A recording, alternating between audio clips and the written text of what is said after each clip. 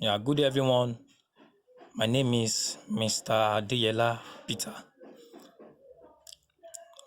Now I'll be taking you, or I'll be teaching you, or I'll be explaining how to use assume mean in a distribution.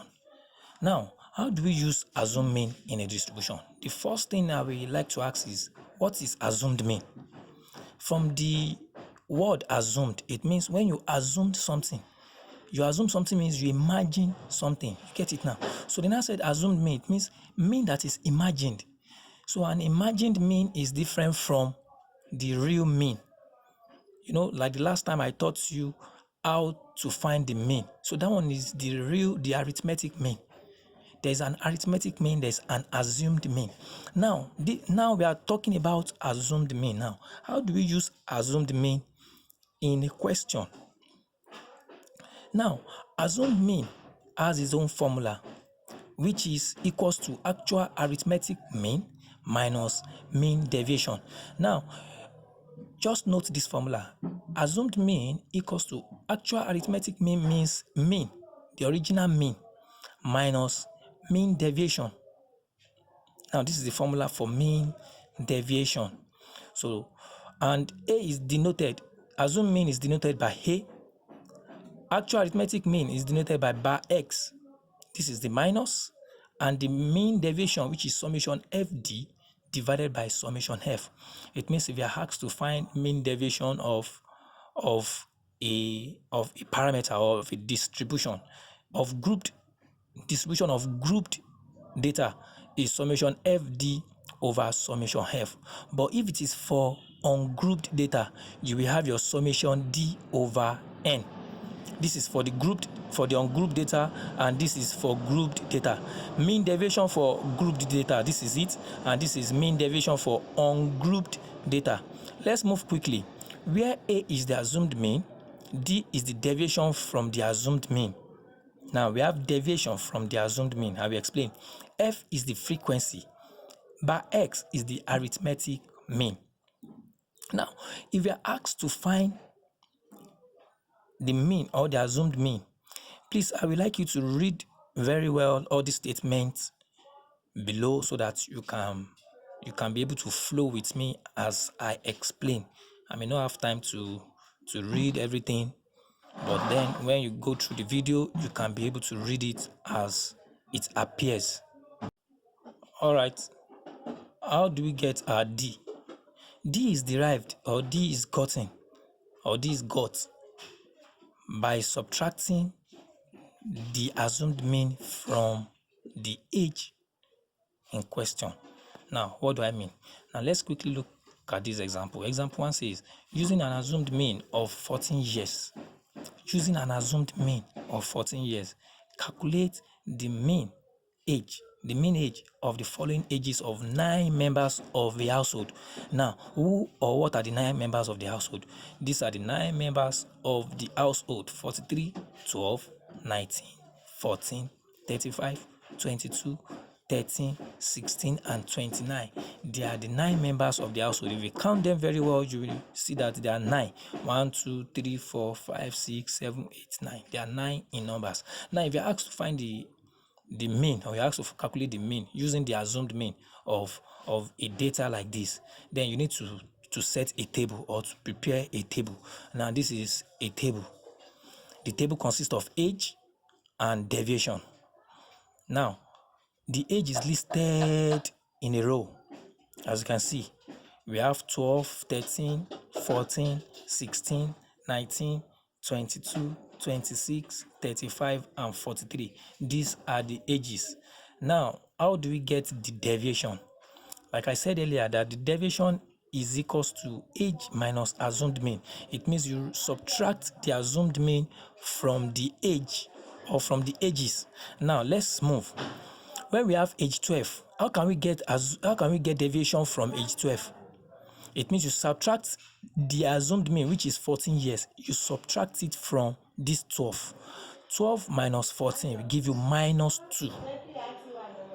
We move to the next age, 13. 13 minus 14. 14 is the assumed mean. 13 minus 14 equals to minus 1. We move to the next, 14. 14 minus 14 equals to 0. We move to the next, 16. 16 minus 14 equals to 2. So that's how you go one after the other. 19 minus 14 equals to 5. 22 minus 14 equals to 8. So that's how you go down till you reach the last one, which says 43 minus 14 equals to 29. Now, when you add all this together, you will have 74. Now, that 74 is the summation of the deviation. Since all these are the deviation, and we are asked to find the summation of the deviation, or we want to find the summation of the deviation, it means we add everything up together. When you add minus 2 plus minus 1 plus 0 plus 2 till plus 29, you will get 74.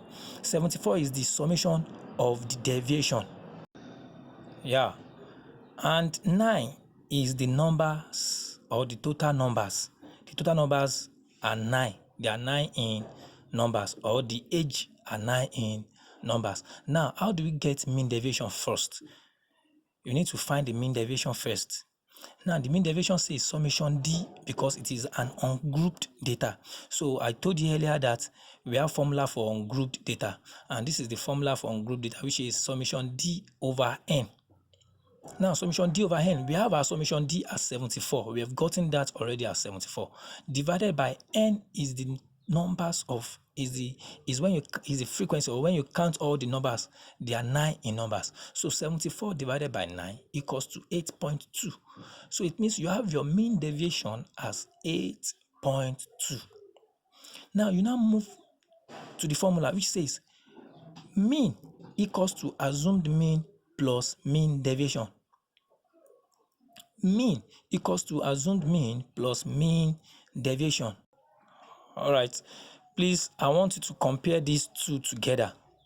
They are the same thing, although it may look different, but they are the same formula. Now, from the initial stage, or from the start, I said assumed mean equals to actual mean. Actual mean means the real mean, and this is what we are looking for, minus mean deviation. Now, mean deviation. So if you look at it very well, and if you interchanged it, it means, how do I mean? If your mean is here, it means we have mean equals to, if mean deviation move to this side, assumed mean minus mean deviation plus mean deviation, sorry. It means we have assumed mean plus mean deviation. If your minus mean deviation move to this side, it will turn to plus mean deviation. So when you compare this and this, they are the same thing. So it means if you rearrange the formula from the beginning, if you rearrange it, because we are looking for mean now, since we are looking for mean, we make mean the subject of the formula. We make mean the subject of the formula. It means when you rearrange this particular formula and you want your mean to be the subject of the formula, mean will be equals to assumed mean plus mean deviation. So thank you very much. I just want you to note that the formula has not changed. It's just that we make mean the subject of the formula in this particular case. All right, let me go quickly. So since we have mean equals to assumed mean plus mean deviation, so we have our mean equals to, assumed mean is 14 years, plus mean deviation that we got. This is the mean deviation we got here, 8.2. So we now input it here. Assumed mean is 14 plus mean deviation is 8.2. So our mean equals to 14 plus 8.2, which is 22.2. All right, that is taking us to grouped data. How do we find the mean of a group data using assumed mean? Now, if you look at the board very quickly, or you look at the board very well, in example 2, we have the table below shows the shoe size worn by some employees. Using an assumed mean of 72 millimeters, calculate the mean size of the distribution. Now, and they give us the table. They have given us the table already in the question. So the table is shoe size 58, 61, 64, 72, 75, 78, and 82. And the frequency, it means how many times do they appear. 58 appears 5 times, 61 appears 7 times, 64 appears 4 times, 72 appears 3 times, 75 appears 4 times, 78 appears 6 times, 82 appears once. So if you are asked to find the assumed mean of this distribution you are seeing on the board, so go with me please, or come with me. Solution. This is group data. Now, I'm trying to explain what is written on the board for you, or on the paper for you. So the solution says, this is a group data. You will need to plot or prepare a table for the group data. So you prepare a table for the group data based on the formula to be used. Now, we have a formula that we use for calculating the mean of a group data using an assumed mean. Now, the formula for calculating the